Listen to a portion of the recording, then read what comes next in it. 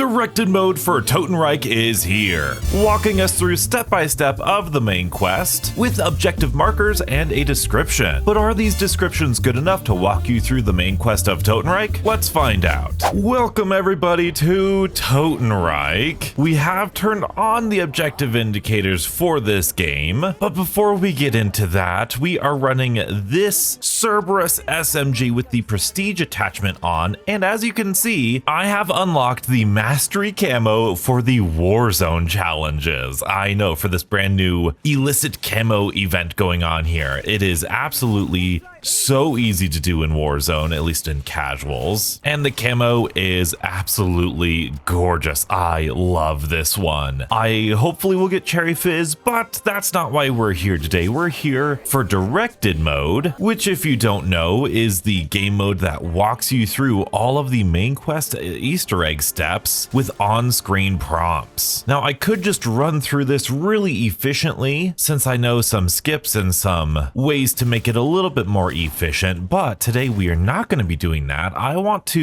always enjoy going through this as if I were a brand new player, hadn't played this ever before, and just doing what they say on screen, just to test out the accessibility, if it's clear enough, if it actually is accessible. So I'm not going to pick up a fishing rod. I'm not going to do anything unless I get a prompt to do so. I am also going to be running a Perkaholic and a Hidden Power and an Armageddon, because there is a round cap to Directed Mode. You can see at the bottom left here, our round cap is 3. We will never go above round 15, which makes it incredibly slow to get points in the late game. Now, luckily you don't need like a triple pack-a-punch weapon, but I always like having one just to kind of show you the comparison and seeing, or I guess showing you what that would be like if you do take in a triple pack-a-punch legendary weapon, even though you don't really need to, at least historically. I know a ton of you also recommend to turn on the minimap, and maybe when I do my own guide, I'll do a minimap from now on. I saw a big request for that for the Totenreich main quest that I did, but I don't know what it is. Maybe it's just my classic zombie background, but a minimap in zombies, I don't feel like it's useful. But there's certainly a big group of people that does find it useful, so we're going to do that next time, but not right now. The map has been out enough. You should have been playing it passively, or you might have been playing it passively enough. I don't know when you're watching this. Hopefully the on-screen prompts will actually walk you through. Oh my goodness, didn't mean to throw that Molotov. But for now, everything is pretty straightforward. Same exact thing when opening a pack-a-punch, same exact places. Going into the head, turning on the power. I imagine we're not going to get this because all of the side quests are disabled on Directed Mode, so you don't get any of the helmets, I imagine, which is unfortunate, but hey, this mode is specifically for the main quests and also for my augment testing, but we won't say anything about that. We're gonna pick up this key card and make our way to the war factory, put in the key card for the admin door, and retrieve the Glocke drop controller. We can initiate the sync. I should mention, in terms of weapons, if you are curious about what weapons you should or could use for this boss fight, I will say most of them are going to be okay. This is not like Caltheris. This is not like, I guess, even the Dark Heart, where your weapon is a big deal. Most average weapons are going to be pretty okay. Now that we have the Pack-a-Punch unlocked, this is always where the objectives start, or stop, I should say. And now we're going to go over here. Okay, lower the crane. Let's go see. Should be getting the wonder weapon, so this is the logical progression. We'll lower the crane. We probably don't need to wait till round 10 in order to get the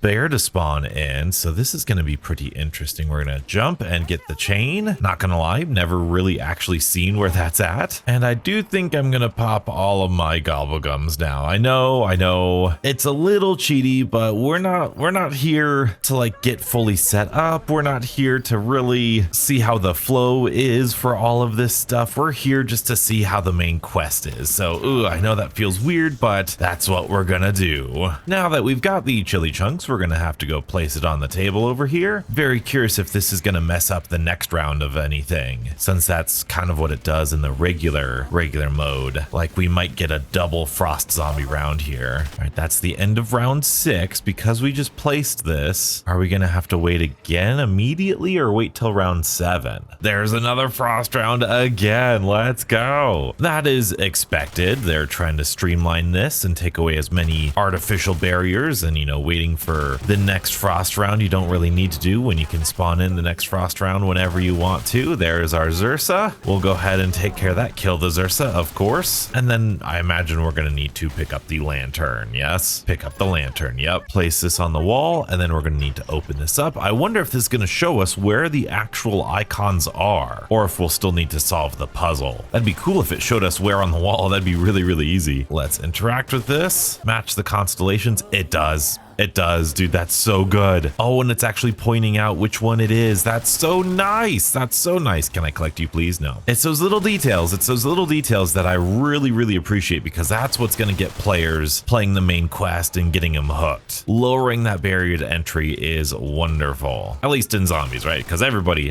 can win at zombies. And there's our 4th one. There it is. Wow. We'll follow Astrid, of course. And then around here, Astrid energy level. Okay, I was going to say, maybe we should expect something a little bit more, I always say flowery, like really flowery language, like collect the spirits of the frost zombies to charge up the, you know, whatever the case may be. We're following Astrid some more. We do have a free RCXD still there. I imagine we're just going to go in the order of this, like the Wonder Signal next, and then the Atomkraft core after that. And now that that's over, what is our next course here? Does it just get to the top of the lighthouse? Yep, reach the top of the lighthouse. All right. That is really cool. Probably should have had more ammo, but I think we'll be okay. Just got to slide through all of these guys, maybe take them out. We should be okay. Again, I always try to get the crowbar here, but we're gonna wait. We're gonna wait until we're done with this. We're gonna go up here, appreciate Dravakar, and make our way over. Seriously, this is just,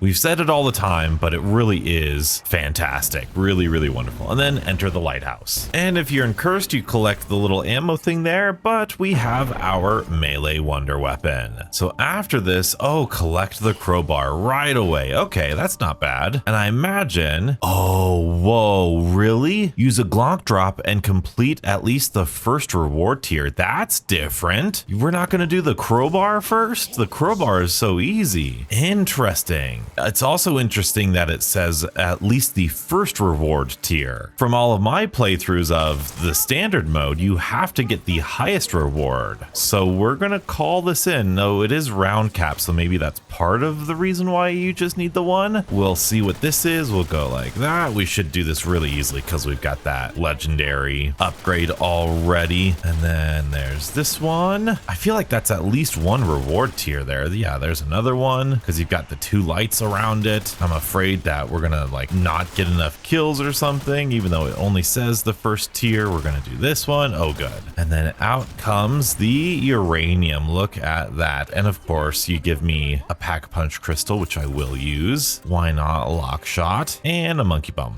Sure. Oh, now we need to read the note. They're going to make us read the note. That's really good. I feel like I would have just gone over to the thing, but yeah, that's really tough. So we're going to read this note and then collect flak round from the crate. Okay. So I think since they couldn't tamper with it, that gets us a V, a 5. So now, oh no, it does show us. It does show us. So even though it tells us the answer, it does, oh man, it tells us how to get the answer first, and then it's like, hey, so this is how you get to where we're going, and by the way, here's where you need to go. That's not too bad. And is it V? It is V7. Very good. We'll collect that flat gun round, and then, yep, make our way over to the flat gun. I think they made you do the Glocke drop because this Wunderbarrage is going to take up another kill streak slot, and then strike it with the Jotenstar. Okay, you really do have to do that. That's awesome. It's good. It's great to have confirmation of like, yep, this is the intended way of doing this thing. Like it's really fun to have. I love directed mode so much. We're gonna search through the wreckage and collect the transmitter. Then we'll go into Tyr's head. And this is one of the things I was most curious about here. They're gonna tag this. Look at the blinking lights in Tyr's head to determine the comms array tuning frequency. So let's do it legit here. Oh, it's so slow. Oh no, it did it automatically. Thaw the ascender. Okay, wow. Hold up, wait a minute. 1, 2, 3, 4. Okay, so we got 4 and 1, and then we just got 5 and 2. So 4 and 1, 5 and 2. Okay. Oh no, we gotta go. Where's the foot? 4 and 1, 5 and 2. I think it was really slow. That was very, very, very slow. We're gonna thaw the ascender. 4 and 1. Look at that. It says it in the top left. We'll go 4 and 1. We can't see the objective, so you have to remember, but there is 4 and 1. Wow. That is, I know some people don't like that because, oh, it takes away the puzzle, but that's the whole point of this mode, in my opinion, is to just walk you through the main quest, you know, like if it inspires you a little bit to try to figure it out, and then there's 5 and 2. Look at that. That's fine, but I think this mode should be for the people who just, I don't want to learn, I don't want to do this, I just want to experience it, and I think that's fair. And then 5 and 2, here we go. Very much like how Warzone Casuals is, for those of us who want to grind out the special weapon camos and the mastery camos for that mode, and I really, really wish multiplayer had a casual mode, but that's not the point of this video. Anyway, collect the Wunderbarrage. Let's go. Are we going to do anything with the Wunderbarrage? We are. This is not the order I thought we would do this in. We already have a uranium. I will say, it's not a bad order. It's very similar to what I do. Use this Wunderbarrage to clear the rubble. I would just do a couple things first, like the RCXD, and then the fishing part, you know, once we get our wonder weapon here. But this feels like a really realistic run. I quite like it. And then we're gonna, oh, here we go. Retrieve Olaf's Cod Cranker. What a name for a fishing rod. And then I imagine, yeah, it's gonna show us exactly where the green fish is. It does point out that there is an irradiated fish that we need to catch, so it is cluing you. So if you are paying attention, you do kind of want to learn. It is a tutorial, but then it's kind of not. I honestly think it's a really good balance of both. It gets you just enough of the way there that anything else you might be interested in looking up a guide, there we go, and finding more information that way. But at least it gets you your foot in the door. Now we're gonna need to flip around, and we have another objective marker. There it is. Hunt down and kill the irradiated Ravager. Shouldn't be that hard. We just deal a little bit of damage here. It's gonna disappear and reappear later. Oh, there it is right there. And one last time right there, and we can pick up the uranium. Now, oh wow, we're gonna be right here. Collect the RCXD. Now I wonder what happens if we fail this. I wonder if it'll, oh, if we fail this, should we fail this on purpose? I think we should fail this on purpose. I think I know what it's gonna do if we fail this. I think it's gonna have us fish, and it's gonna automatically give us one. That's what I think it's gonna do. So we're gonna need to, it doesn't tell you to open that. It just says use the RCXD to do this, destroy the barricades, yeah, all that stuff. But what happens if we're like the worst, you know, things in the world? Boom, there we go. Oh no, what do we do? Oh no, do we really just not have anything? It's not changing, so I imagine you just have to buy one at the crafting table. I would hope that they give you a free one from fishing in directed mode, or if they've even thought of that, because surely they understand people are gonna mess up that jump. Not on purpose, I should say. All right, well, let's go use our salvage. This is a good thing to test. We should have enough for an RCXD. Yeah, it's only 1,000 easy. But of course, let's do it. Jump, there we go. Okay, whew, I was like, don't do an awkward jump. Collect the zombie head jars matching biohazard rooms and place them in the machine one at a time. Okay, that is how you say that, but again, I love this. So it's getting you to look, it's telling you, hey, match the biohazard rooms, but then it is also just gonna tell you the answer too. So I really like that dual approach where it's showing you and just walking you through, as well as hinting at what the actual puzzle element is. That's really, really good. And then we'll collect this caustic liquid and then put it on the severed necropincer arm to collect the necro spike. Now I wonder if this is gonna have anything here. Maybe it will. No, okay. I just got lucky that the objective was right there. But yeah, no, this is a pretty straightforward lock picking game. I can't imagine anybody would get stuck on that. You just move it left to right. There you go. There's your uranium. This is the thing.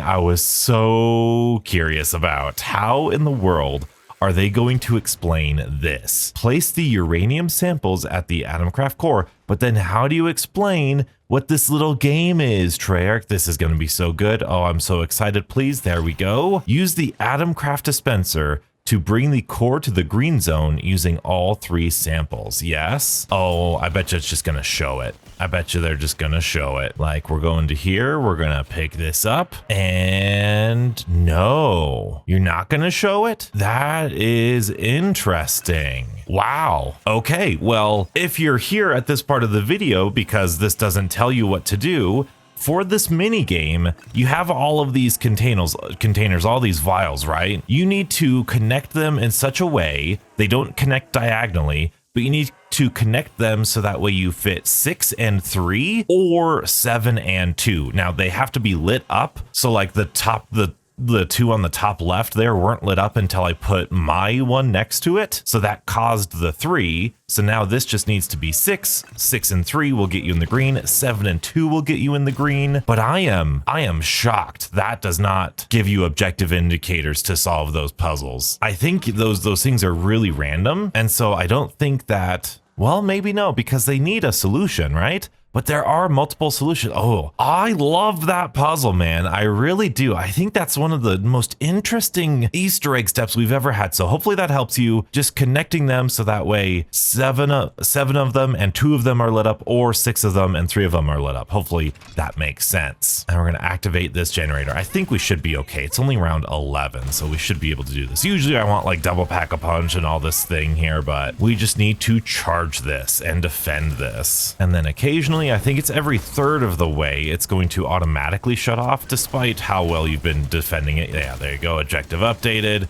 Restart the generator. We'll do this. Where's that necropincer at? Oh, he's behind us. Oh, there's a couple of them. Nice. Oh yeah, because it's round 12, so that's okay. Usually the zombies are like sprinting at you by now, so this is quite the chill experience. We need to restart the generator again. There we are. You have a lot more time to do this. I don't know if that's the same for standard or not, or if you get more in directed, but this is pretty nice. And believe it or not, we are almost done. This is a really fast. We're half an hour in. I wonder if there's like an achievement for doing this under an hour like there was with Paradox. That's pretty cool. We're gonna bring this to the core. Oh yeah, bring the core to the drop-off point on Storm Bridge. And you cannot use any zip lines, otherwise you will lose this Atomkraft core. So, and I would highly recommend, I know I have Perkaholic, but I would highly recommend getting Quick Revive because you are consistently taking damage through this. So Quick Revive will actually heal you as you're moving, so you don't need to worry too much about all the damage that you're taking. But if you are taking damage, you don't have Quick Revive, you could just put down the Atomkraft core and you should be good to go. At least recharge your health a little bit. We were double unlucky here. We got this on a max ammo round, so we really won't be able to see anything. We'll drop this off here, and I don't think, oh, maybe, yeah, there we go. I was like, maybe because it's a max ammo round, it's not doing anything, but there you go. It's gonna bring that in, and it looks like there are no zombies, so we are able to see this wonderful set piece here where the giant robot charges up and then shoots Dravakar here. It's so cool, dude. It's so good. And then we're waiting for Tier to install this. Okay, now we need to pick up the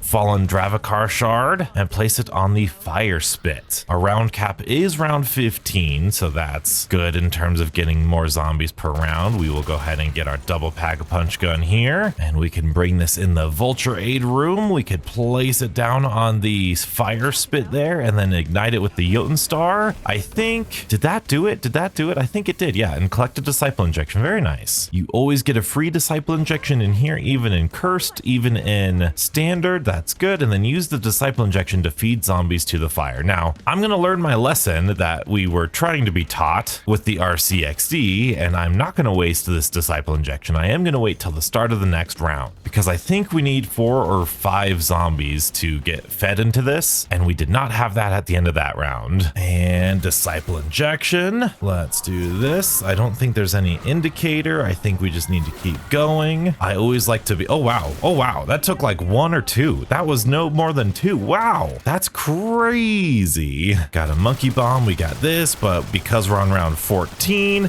really shouldn't be that big of an issue. And there's our sunstone. And this is like the second to last literal step here. So we're going to place this here, strike it with the Jotun Star, and then the light runes, light rune pyres with it. Okay, light rune pyres with the Jotun Star in the order shown by the sky compass above the church. Again, it's marking where the next one is, so we don't need to know how the puzzle works, but if we are interested in the puzzle, it is telling us, hey, this is what is determining that. And so hopefully you'll be able to decipher that for yourself, or again, be interested enough to look up a guide, all this stuff. I love directed mode. What do you guys think of directed mode? For those of you who have never done directed mode, always just do the main quest on the main map, or just don't do the main quest at all. Do you think this like makes the zombie mode like less credible or lose its integrity or something? I really don't think so. Because zombies is a game where everybody can win, I don't mind a lot of difficulty settings or a lot of accessibility, so long as there's still the challenge for the hardcore zombie players. So like, I love the curse stuff.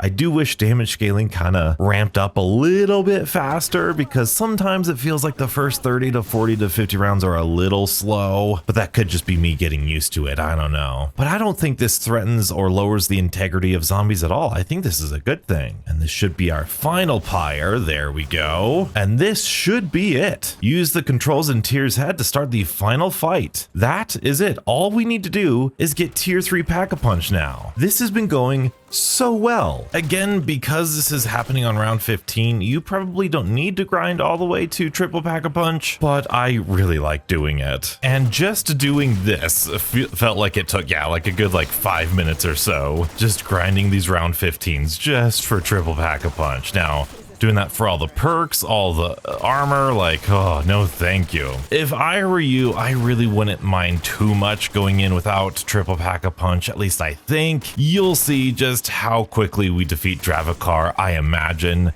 Bosses in directed mode usually have less health than they do in standard. So that's usually the saving grace. Like, I don't think they actually expect you to grind as much as I did, but I still like doing it anyway sometimes. I am going to get a death machine. Normally, I think that's a good idea, but we are on an early round and death machines usually scale with the round, so I don't know how smart that is. I would recommend either monkey bombs or Casimir's, preferably Casimir's. I like Casimir's more than monkey bombs, but just anything to distract the zombies is going to be good. We're going to enter in Tyr's head. We got triple Pack-a-Punch, all the perks, triple armor, legendary rarity, death machine, ether shroud. We should be good. We should be good. Let's go ahead and enter the final encounter. Just under 45 minutes. Look at that. And if you have never done this Easter egg, if this is your first ever Easter egg, especially Black Ops 7, you are in for such a delight. You're in for such a delight. The spectacle in this boss fight is phenomenal. Pay attention. I'm gonna cut a lot of it up, but please, please eat it up when you yourself are playing it, because it is so darn cool. Because we are fighting Dravakar here, but we have some help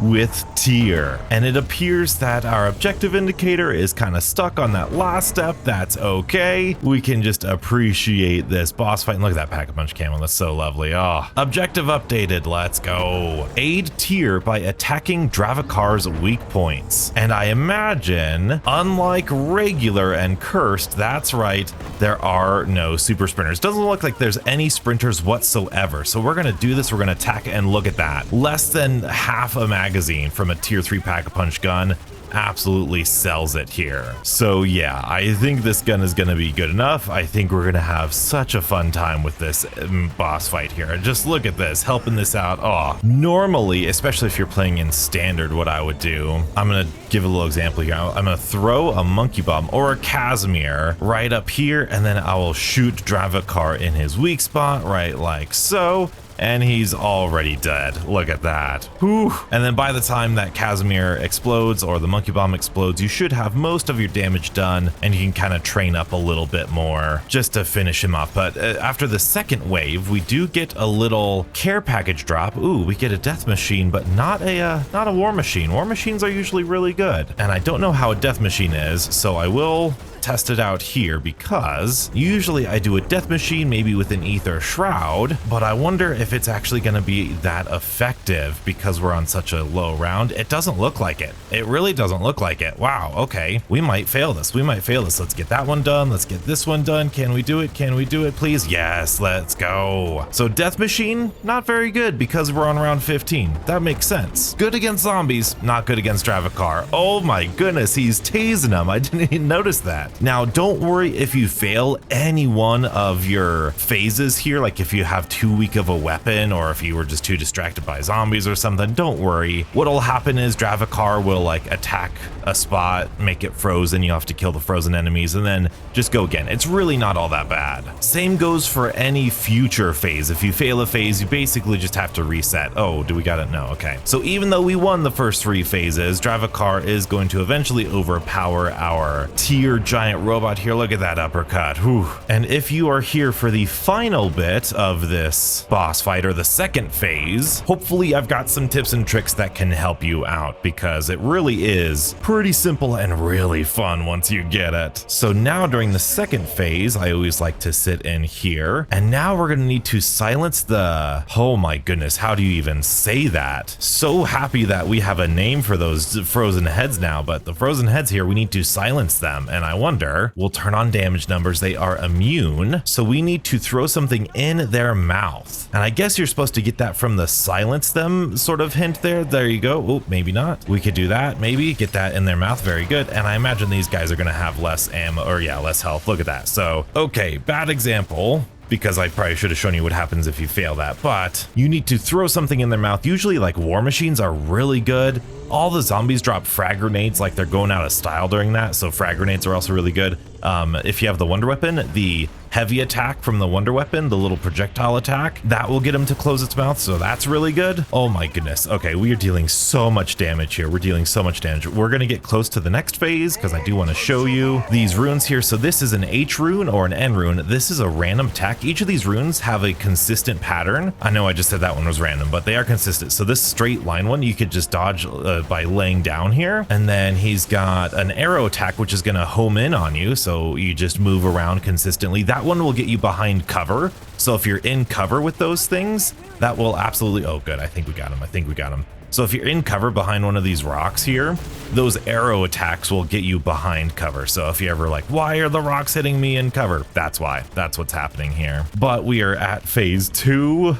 Because this is so fast, I might show you all of the runes at the 3rd phase of the boss, but I found the more I'm comfortable with this, the more I could do the runes kind of in the middle here and not be super worried. Do we only have one head? We only have one head again. Wow. Well, you could see the frag grenades are being dropped. Oh no, we have 2 heads. We have 2 heads. Okay, this is good. This is good. So another thing, minor thing, I love smell of death for this, because if I get a smell of death, then, and by smell of death, I mean my vulture aid augment, major augment, where it'll hide me in this gas cloud, and then I can do this. And sometimes even if you miss the mouth, the explosive on that Jotun Star ranged attack will get him down. So I don't know, people have their methods. War Machine is also really good for this. Let's try to see if we can't get a frag grenade right in there. You want to avoid the ice spikes though, because the ice spikes both here, like when he's about to kill you or when he's about to come back to life, and when he like sees you, when he turns red, they will take away all of your armor, literally all of your armor. It's crazy how powerful that attack is. So you just really got to be careful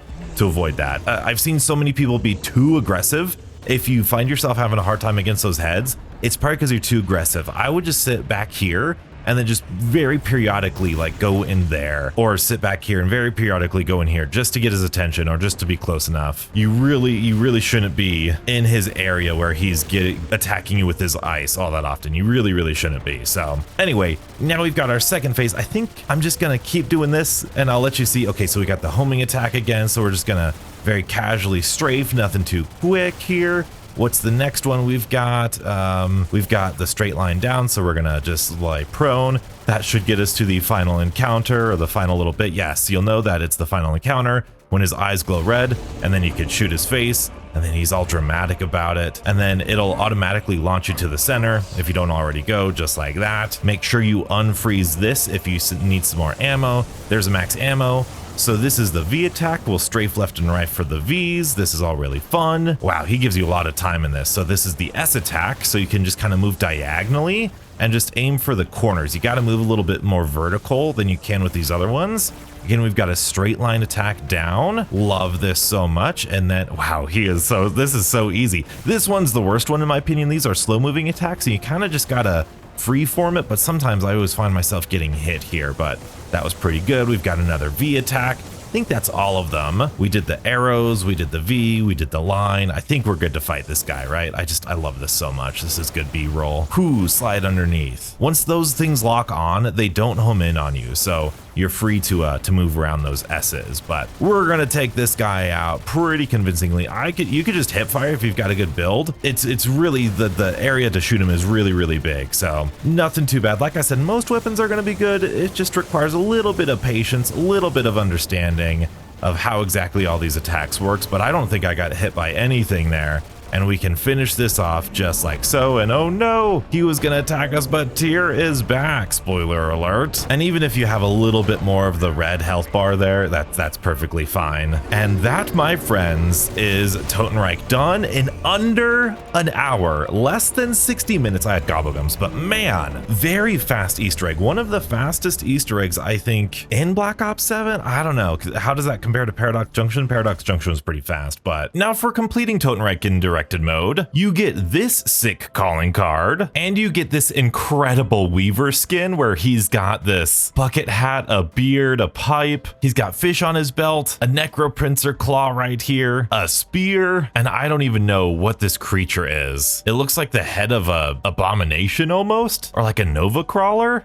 Or maybe a mimic? Very much worth doing, even if you've already done this main quest before. Once you're comfortable with directed mode, you can move on to standard, and if you're even crazy, if you can't get enough of this boss fight, can't get enough of this main quest, you could be crazy enough to do it in Cursed, because Cursed actually has different mechanics, well, heightened difficulties, including super sprinters and zombies that spawn during the last phase. It gets crazy, but if you want to see how I did it, be sure to check out that video here, and stay beautiful.